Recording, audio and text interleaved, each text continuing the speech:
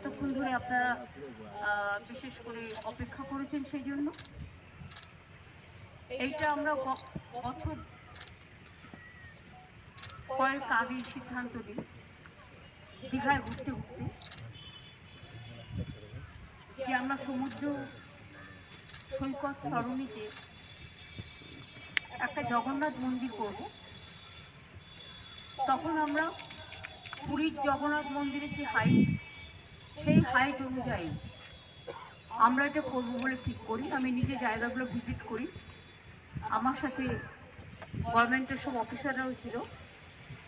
সেদিনের চিন্তা ভাবনার জোরে আজকে 3-4 বছর টাইম লেগেছে এই এত সুন্দর একটা জগন্নাথ মন্দির, জগন্নাথ ধাম তৈরি করতে। এবং পুরীর সাথে নিশ্চয়ই আমরা তুলনা করবো না, কারণ ওদেরটা ওদের মতো, আমাদেরটা আমাদের মতো। ওদেরটা রাজারা করেছেন দীর্ঘদিন আগে, আমাদের এটা আমরা সরকারের পক্ষ থেকে করছি। টোটাল টাকাটাই সরকার। জায়গাটা অনেক বেশি আছে, এখানে প্রায় 20 একর জমি আছে। ভোগঘর আলাদা আছে, স্টোর রুম আলাদা আছে, গেস্ট রুম আলাদা আছে, বিশ্রাম নেওয়ার জায়গা আলাদা আছে, পুজো দেওয়ার জন্য পুজোর ডালাঘর তৈরি হবে, এবং সেলফ হেল্প গ্রুপের কিছু মেয়েকে লোকাল জিনিস বিক্রি করে দেওয়ার ব্যবস্থাও হবে, পাশে হবে, সেটা তৈরি হবে আস্তে আস্তে। আমরা এখনো পর্যন্ত প্রায় 250 কোটি টাকা খরচা করেছি।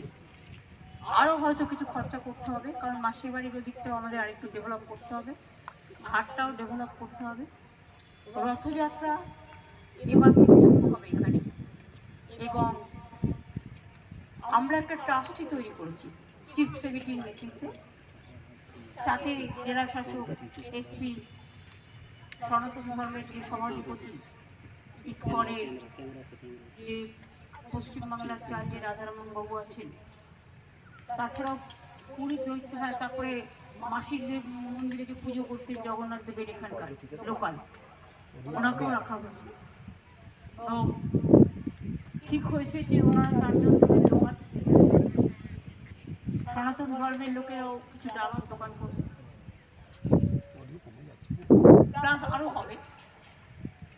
পুরীতে যেমন খাজা পাওয়া যায়, এখানে বাংলার যে বিশিষ্টতা, গজা, ক্ষীরের গজা, গুজিয়া, কালীঘাটের প্যাড়ার মতো প্যাড়া, এইসবগুলো বিক্রি হবে। পুজো টুজো দেওয়ার জন্য যে অ্যারেঞ্জমেন্ট, তার জন্য অনেকগুলো ঘর তৈরি করে দেওয়া হবে। সেটা ট্রাস্টি বোর্ড দেখে নেবে, ডিএম এর উপর দায়িত্ব দেওয়া আছে, এসপি আছে, সবাই আছে, ডিসি আছে, সিএস আছে, হিটকো সবাই আছেন, যারা এটা তৈরি করেছেন, চিফ ইঞ্জিনিয়ার আছে, ট্রাস্টি বোর্ডের সকলেই মেম্বার থাকছে।